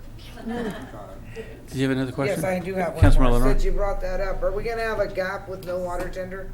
No, Okay, so. no. one- The city does have a water tender through Well, the the one airport. that's inoperable, right? No. No. A real Oh, water we have tender. another one? We have a water tender. We do have a water tender, Okay. and it's a support water tender, and I Okay, believe it's okay. 2,000 gallons, So we'll 3,000 gallons. still have one while we're getting the other two? Absolutely, yeah. Okay. This We're one not just left doesn't have without lights it. and sirens. It has to go code 2. We've Okay. already modified it from last year because we had that need where we needed a water tender because it Okay. did break in that transition, so we Okay. have utilized this water And that tender. one always belonged to the city? That was This our is something water- I believe we acquired through a grant. Yeah, we actually got that one through a grant as well. Mr. Chambliss outfitted it with the proper nozzles and fittings for those in the event that an emergency came up and Okay. they wanted to use it. Yeah. Thank So you. that's out at the airport, right, Mike? I'm sorry. It's at the yard, It moves around. I guess. Thank you, guys. It works. And we should have that one for what, another 5 years before they call that grant? Right. Just kidding. You know, don't get on the Just bad side of kidding. FEMA. I'm sensitive. Having fun. We bought that one? I know, I'm sorry, I lied. Mike just corrected me. We bought that tender. We did not get a grant for it. I'm sorry. Yeah. I don't want to beat a dead horse, but you know we have an someone who does emergency service equipment here in Hollister, if we need lights and sirens. Oh, yeah. I'm serious. Yeah. I wonder what they would We, charge. and I mean, if need be, we do have surplus from our other equipment where we have lights and we do have radios that we could supply at a low to minimal cost. There's a local vendor. Absolutely. Just want you to know. Perfect, thank you. Okay, do we have any speaker cards? I have no speakers, Mr. Mayor. Okay, is there a motion? I make a motion that we accept resolution number 2019-116, a resolution of the City Council of the City of Hollister authorizing the Hollister Fire Department to surplus a fire apparatus known as water tender for the purpose of cost recovery. Okay, there's a motion. Is there a second? Second, yeah. Motion and second. All in favor? Aye. Aye. Thank you. Motion carries. Thank you very much. We'll move to item F4. Thank you, Mr. Mayor. On March 4th, the City Council of the City of Hollister had adopted resolution number 2019-45, adding a special council meeting on the fourth Monday of each month for 6 months, which was going to end August 26th. At the May 6th City Council meeting, Council directed staff to return with a resolution to eliminate that third meeting on the fourth Monday of the month. And so here it is before you. This resolution will rescind 2019-45, eliminating the third meeting of the month. Okay. That doesn't mean we can't still add a special meeting when need be. It just means it's as need be. Okay, is there any questions or comments? Yes, please. Councilmember Lenore? Well, I mean, we did say that it was gonna be temporary until August. I guess my question is this, and maybe Brian will, I know it impacted staff, how big of an impact was it for development services, management services, administrative services, and city clerk's office? I mean, what, is it truly an impact that we shouldn't have that meeting? Well, good evening. My name is Brian Swanson. I serve as the Development Services Director. Thank you for the inquiry, Councilmember Lenore. We serve at the pleasure of the council. So, Development Services has many items, and we always bring business to the council. And so, you know, it's just an opportunity to bring more items to get in front of the council. I do want to just let the council know that in March of this year, we released bids for 2 capital improvement projects, and we scheduled the awarding of those bids at the end of June, anticipating we would have that last meeting. It's important, whatever the council wants to do, but if we do have that meeting, construction would start in July. If that's postponed, if that meeting is canceled, then it goes to August, and we lose 45 days of construction time. So just wanted to give you that tidbit. But I want to know, when we went to the extra meeting, we have small staff in the city of Hollister. It was indeed an impact on staff. You know, it is difficult because staff essentially has 3 days to craft a staff report to make sure that it's properly written and it's on the council agenda. So it is a lot, but when did you say the meeting was that we don't want to lose money? So we could probably work with him, right, to get that You're probably business looking done? at May 28th. It was the June one. June 24th. So what works for you? I mean, for your issue, your CIP request. Well, it would be good to have that extra meeting in June at the end of the month. We can always have the special meeting. Yeah, I mean, Maybe we So- could do that. And let me help Brian just from my perspective as well.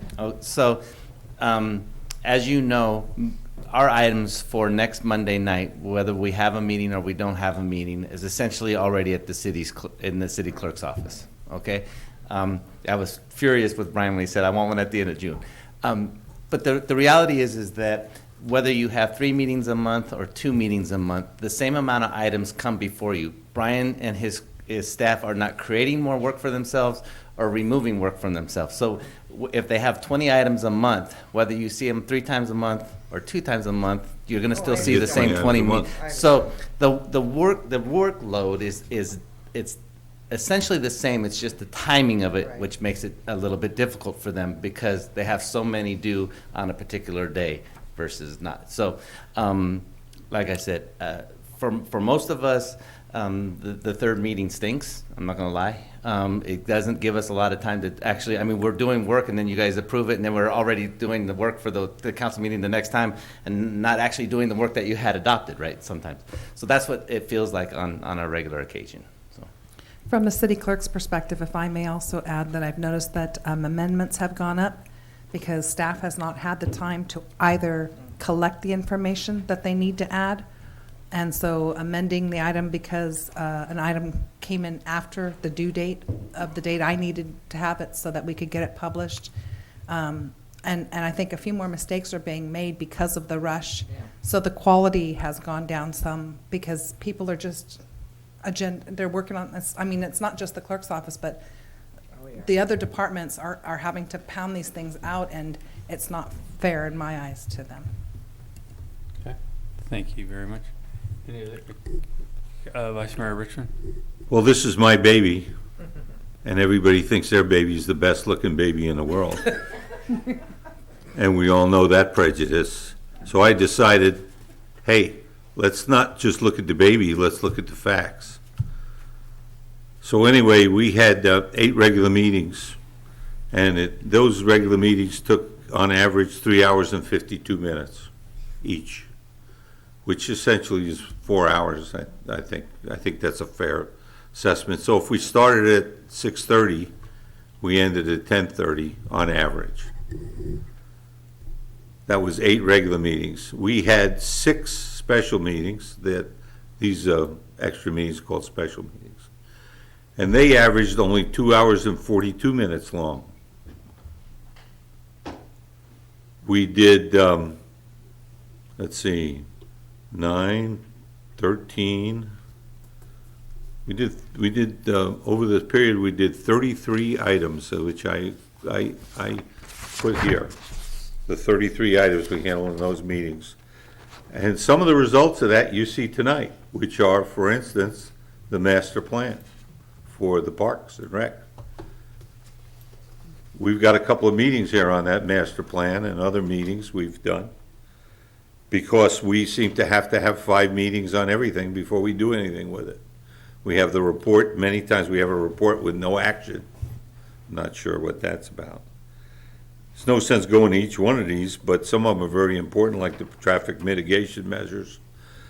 So yes, we could stuff these on the regular meetings. And if you take the 2 hours and 42 minutes on average we did on the special meetings, and you times it by the 6 meetings we had, you get a certain number of minutes. And then you break that back over the 8 meetings we had regular, you would have to add 2 hours and 14 minutes to every regular meeting we had.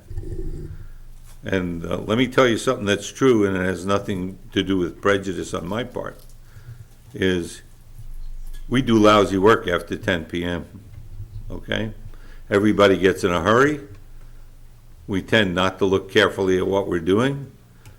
The public just runs out of the front door. And when I was not elected, I used to sit here sometimes at midnight and be the only member of the public here. Many times. So basically what we're doing is we chase the public away. Not only that, these meetings also gave the public a separate portion for public input. But you know what was missing? We didn't have a consent agenda. And sometimes our consent agenda takes longer than our non-consent agenda, as you all know, if you're a regular thing. So these meetings, yes, you could get rid of them. It would be no problem for me because I'm retired. The people who live in this town, 50% of them commute. And those 50% typically get up at 4 or 5 o'clock in the morning and hit the road, and they come home. They're not watching there, and they're not participating, especially if it takes till midnight. And once again, I'm going to tell you from experience, and I from experience in holding meetings and doing things late at night, because the Army never sleeps, okay? You do lousy work after 10 o'clock at night if you've been working all day long. And I think we ought to continue with these meetings. If people want to work till midnight, I will be here, I assure you. They'll have to carry me out.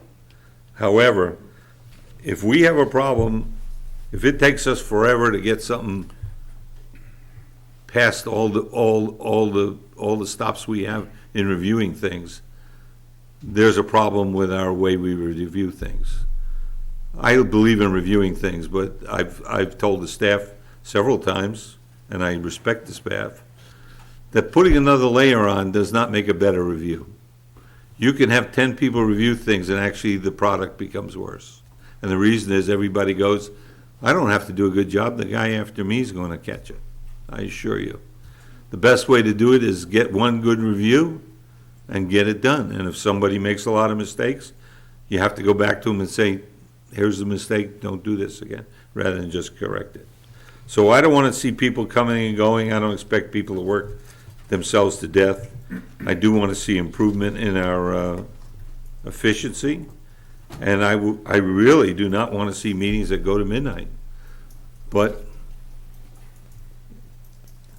it's an early night tonight, but most of the time we're here till 10:30.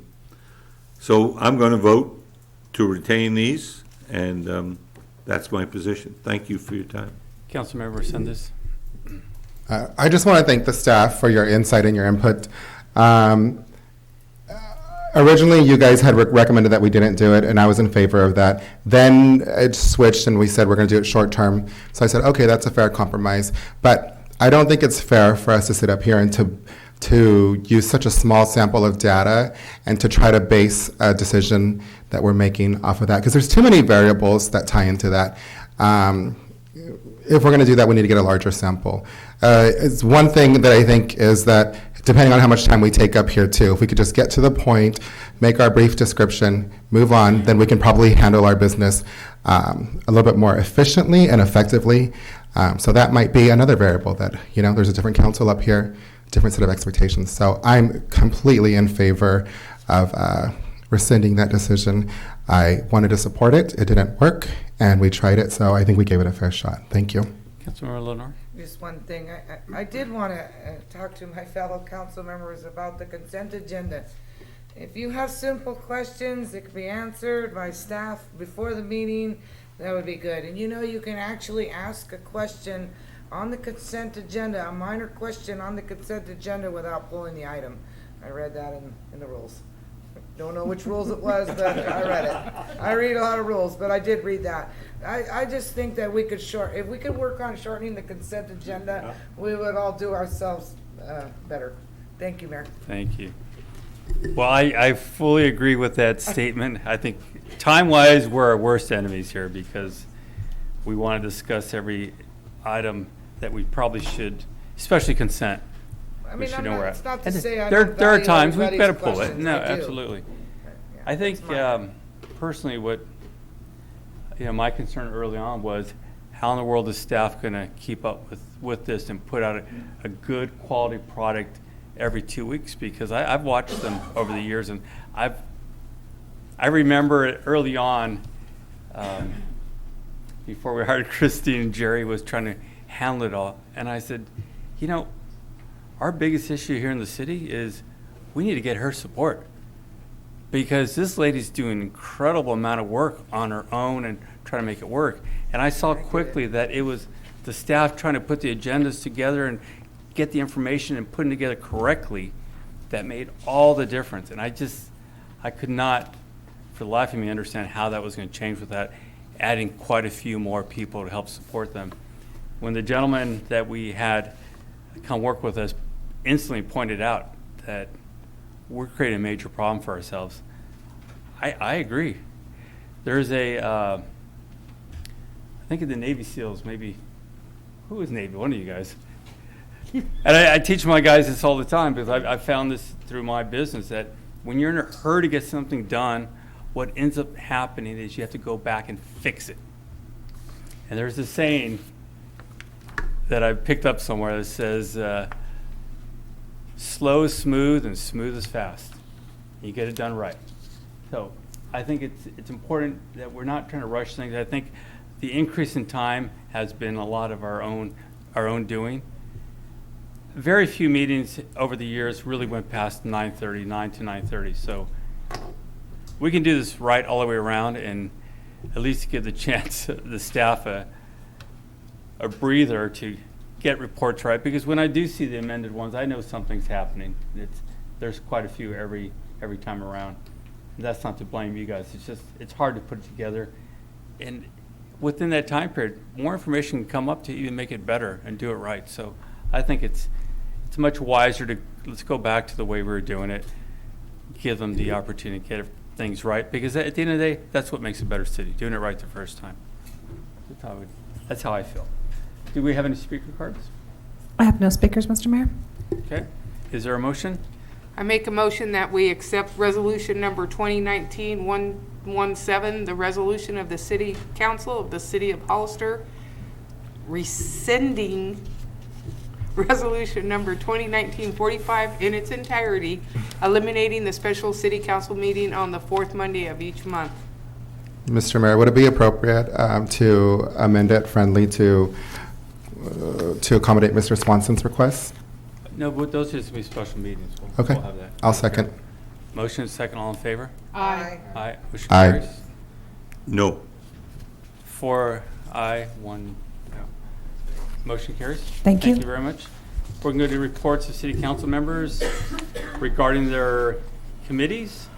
Councilmember Lenore? Okay. I sit on the Agency for Area Aging. It was a pretty standard meeting.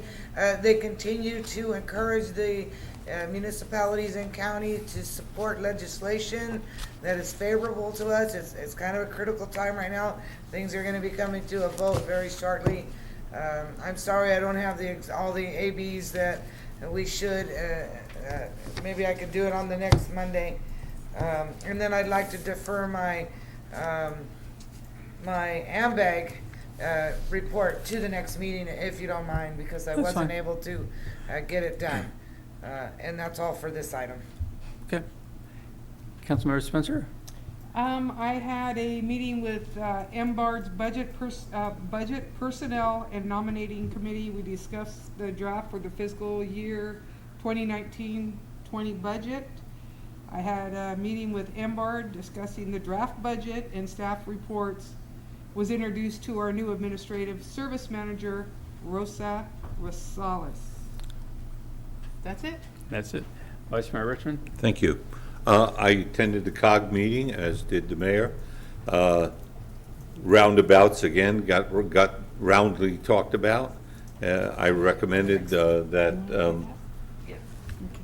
COG contact our planning department, Mary Paxton in particular, who is working on a training video, thinking about a training video. Since there will be a roundabout for sure in town, and there may be a roundabout at 15625, I thought it might be appropriate to have a joint training film, especially a film I recommended from an operator point of view, rather than this bird's eye view they always give you. What does a roundabout really look like when you drive into it, and where should you be looking for your yield points and so on and so forth. So we discussed that. We discussed, there was a discussion and an early vote on, not a final vote, but an early vote on members of the oversight committee, and we can't spend any money until we get the oversight committee put together. We picked KNN, I believe, is their proper designation, right? For the we gave them a contract for financial planning as an on-call basis, and we're looking for technical people. I think it's moving along, especially the 25 issue, at about the rate we thought it would be on startup. You have to remember we're basically starting from scratch, and so this roundabout situation has dominated the discussions, unfortunately. I also asked the COG to put together a user-friendly report on where we are on various projects.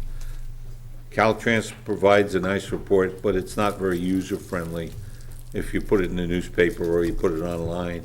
So I asked them to put that in there in a user-friendly manner so that our taxpayers who are basically paying the way for this can see where things are, when they're supposed to start, what position they're in, and so on and so forth. Those are the only committee report I have, and we're trying to put together the ad hoc committee, as the mayor knows, with a meeting for the library. We're working on finding a date. Thank you. Thank you. Councilmember Resendez? Nothing to report. I missed something. Okay. That's important. I missed the flavored tobacco ad hoc committee is getting close to final wording for an ordinance to bring to the full council. We'll hope to do that in June if we can. I wanted you to know that we've made progress. We think we've made progress, and I'm pushing that forward. Honor and I are working that actively to bring it to the full council for consideration. So very soon, I think we've doing a good job moving it along. I stated all along that when I get something, I don't like sitting on it. Get it done. My main goal here, our main goal, is to bring it to the full body. Doesn't matter whether we like it all. It's what the rest of us decide, the 5 of us. So maybe we'll bring that, and we'll have a lively discussion, and the public will be involved, and that's coming soon. And then also, I hope that, Mayor, if we could get going on the parking in lieu, I would like that. Right. Yeah. Okay. All right. I just wanted to let you know we're working on that flavored tobacco ordinance. Excellent. Thank you. Thank you. The only announcement I have from the committee is the ad hoc committee for the Tel Center, we're having our tour of CSUMB. I think you guys did respond, right? Okay. On Thursday, 11:30 at CSUMB. So we're going to go ahead and move to informational reports. Okay. Councilmember Lenore? We got a beautiful award. It's on the table right there. And that award, Honor and I attended it's the Clean Air Leaders Awards. It was last Thursday night. We went over to Carmel Valley. I can't remember, Wedgewood. It was a very nice place. They honored us with an award from Monterey Bay Air Resources District to AMBAG. She sits on MBARD. I sit on AMBAG, Association of Monterey Bay Area Governments. And this award was all about, it's a leadership for promoting sustainability through citywide energy efficiency adaptations. Now, Billy, I wanted your assistance here because I know we did work at the police department, but I'm not sure where else we did work for the funding that partnered with the clean, yes. The Clean Air Leaders Award. Yeah, but what's the name of it? Energy Watch.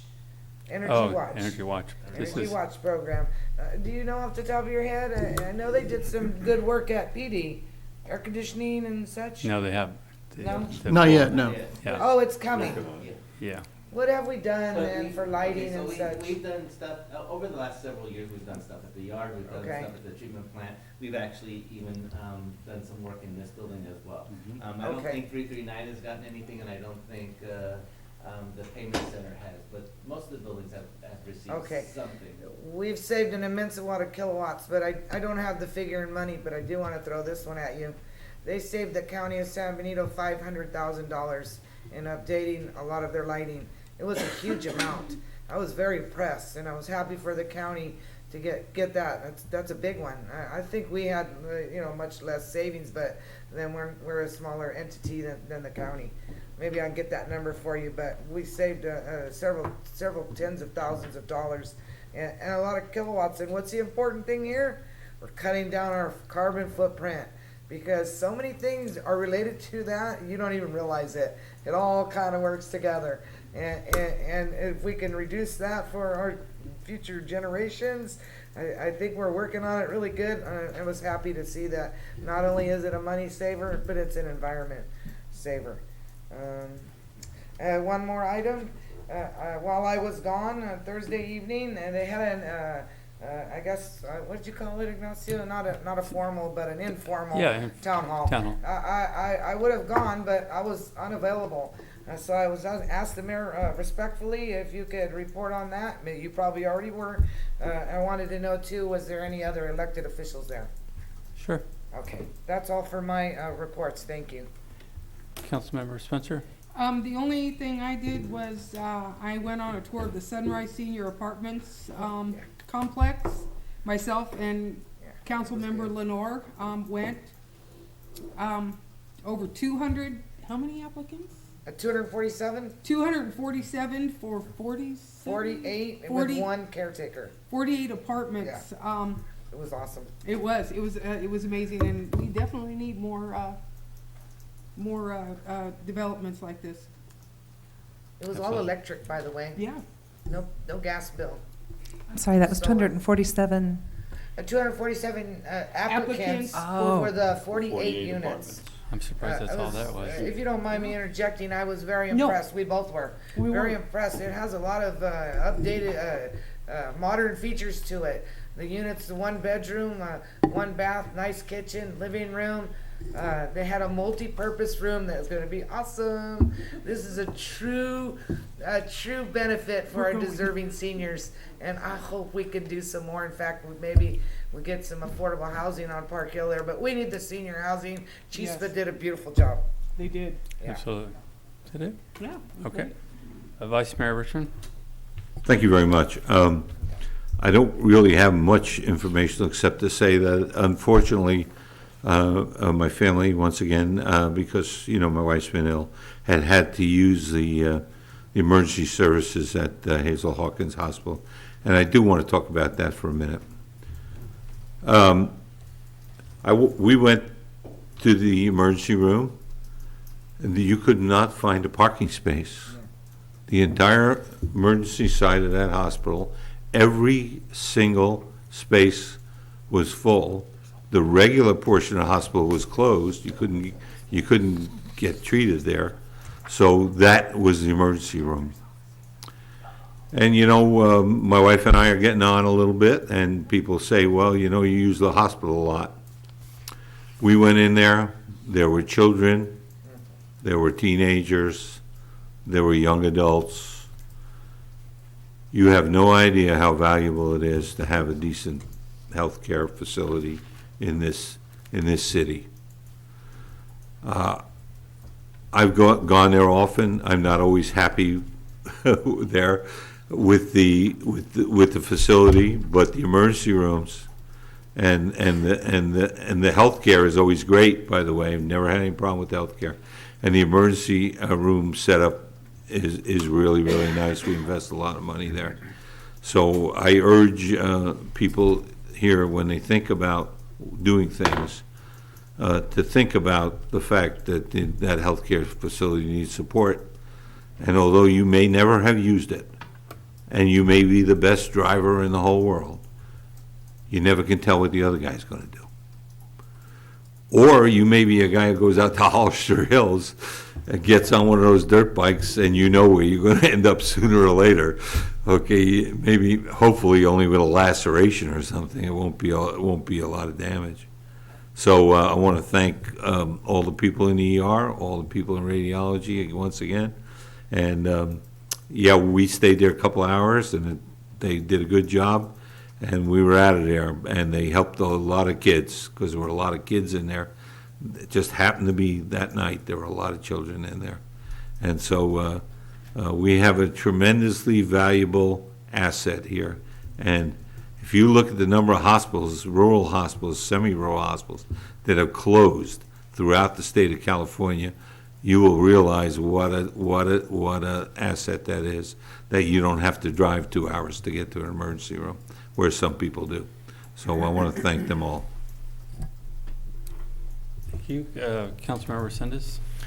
Yes, not this past Saturday, but the Saturday before on 5/11. For those that don't know, I'm a school teacher at a local public school here. One of my students asked me to go attend her flag football game, and I did, and it happened to be the city-sponsored one in partnership with 49er. So Miss Tina has been sitting back there quietly, patiently this whole night, but I just want to say how impressed I was and how much of a difference that I think that your department's making in offering these free recreational programs. I didn't just see that child that invited me, but lots of kids from my school. It was just a great time to see the community out there. I think YMCA was out there, and it was just a really, really great experience. So thank you for that. She happened to come up to me again today and tell me that they had a closing ceremony and that they had hot dogs. And I know her mom, who also works with me, is volunteered as a coach. So I just really love those types of recreational programs that we have out here. And I know that the Junior Giants is getting ready to start. I signed my daughter up for that one.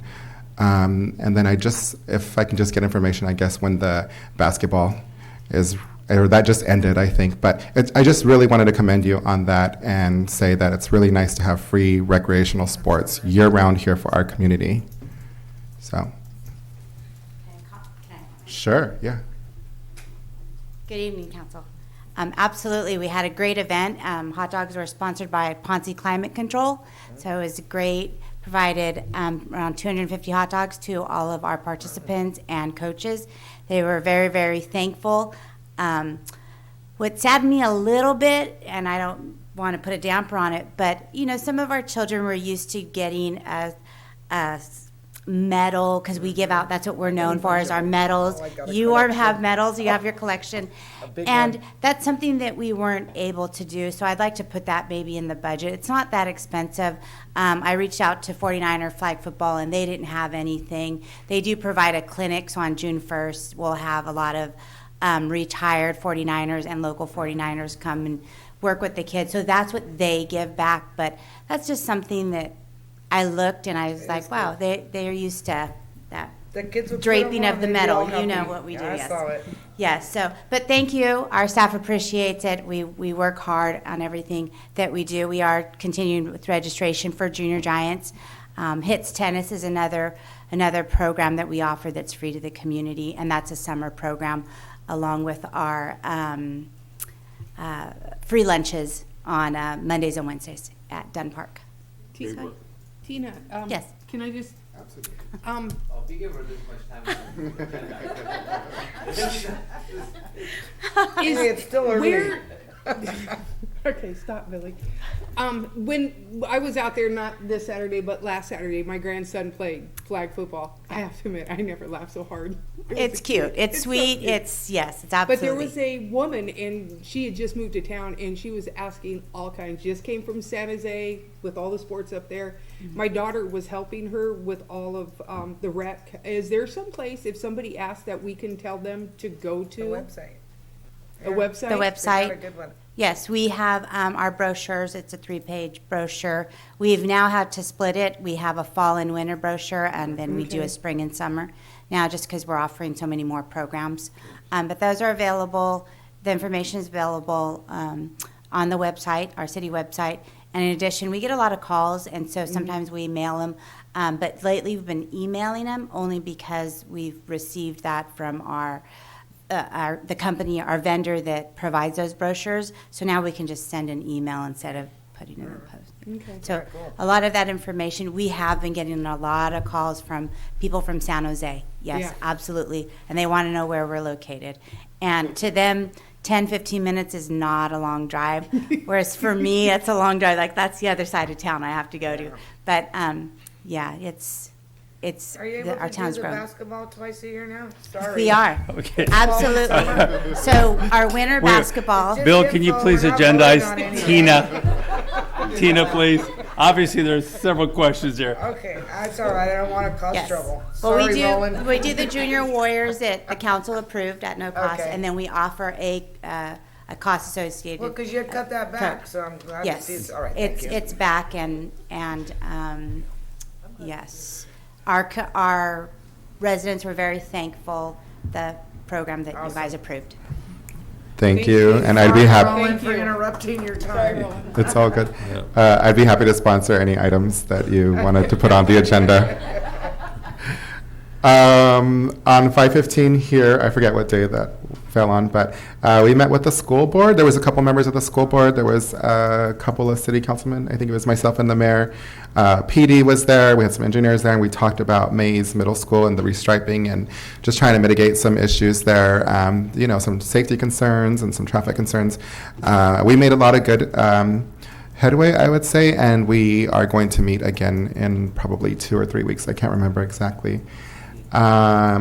On 5/16, I attended a community meeting that was put on by the mayor and Supervisor Peter Hernandez over at Moment's Flower Shop, but I will let you probably talk about that. And then, last but not least, this past Saturday, I think I mentioned this before. I took my daughter to audition for a play. She didn't get selected that one time, but I wanted to put it out there because I love going to the San Benito Stage Company plays. We go to every single one. She's auditioned like 5 or 6 times. So this past Saturday, they had an audition right next door. I took her, and I was intending on her to audition, but they said that it was a family play, and they really needed other people, so they asked me to audition.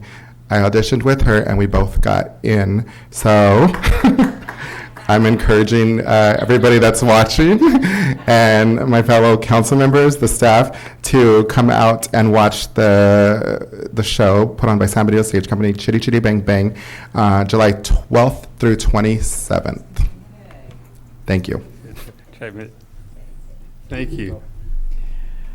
Well, Tina, I have to talk about you too. You're the talk of the town. Just want to say, I was walking around farmers market, and your name popped up. No kidding, at least 5 to 6 times, complimenting everything that's going on with the rec department, and also Corey, the new director there, offered us the city a booth for free to hand out your stuff or anything else from the city. And I want to thank Corey. because she's doing a great job there at the farmer's market. She's really paying attention to the business owners, and everybody just seems really happy right now with the farmer's market. So, and I know the previous staff did a great job too. It's just nice to see everybody working together in the downtown with the businesses, and it was exciting to hear about you over and over again and all the programs. So if we can maybe do flyers or whatever, I'd be happy to help out. I can't do it this week because my son's doing a presentation somewhere, but next week I'd be happy to work with you on it. We plan to be out there on Wednesday. And just to remind people, we have some great local products at that farmer's market. I don't want to go out and say the name of it, but I can say I was using the sauce on my chips over the weekend, and it was good. Good, really good. And I'm hearing you can use it on popcorn too, so I'm looking forward to this weekend with my popcorn and my secret sauce here. So thank you to those business owners that are downtown. Chispa. I did not get that tour, but I know these guys very, very well, and I worked with them on other projects in the past, and I fully support their model. They have a really good model, quality product, and it's exciting to see the apartments being built for our seniors, and those are projects I fully support. Energy savings. Bill hasn't bragged about this, but we did a little demo here in one of the offices of LED lights. I showed them how to do it, and I hope they're still working. And it's something that we could do at a very reasonable cost with our own staff. And you can take a look at it in one of the offices there. You'll notice it right away. And it does save quite a bit of energy without having to replace this whole thing. So it's brighter. Yep. And I actually. And you don't have to climb up and replace them that often. I had some conversations with others about ways to do the police department too, and I can talk to you some other time. I did have a community town hall meeting with Supervisor Peter Hernandez. About a dozen people came out. It's kind of nice when you have people come out that are new to the community and they're asking questions they want answers to. A lot of questions on growth, traffic, the biker rally, future plans in the city, and it was very positive. Council member Resendez was able to attend. Supervisor Dela Cruz was there. Trustee Rob Bernowski was there. All great conversations from the public, and it's a good thing to have. I really encourage all of you guys to have, the community town hall meetings if you can do it. They're not easy to put together. It's always a lot of work, but it's nice to get to the public directly and give your input. So, and that is up. That's it for my updates. Oh, and I want to thank Moments Flower Shop for hosting us.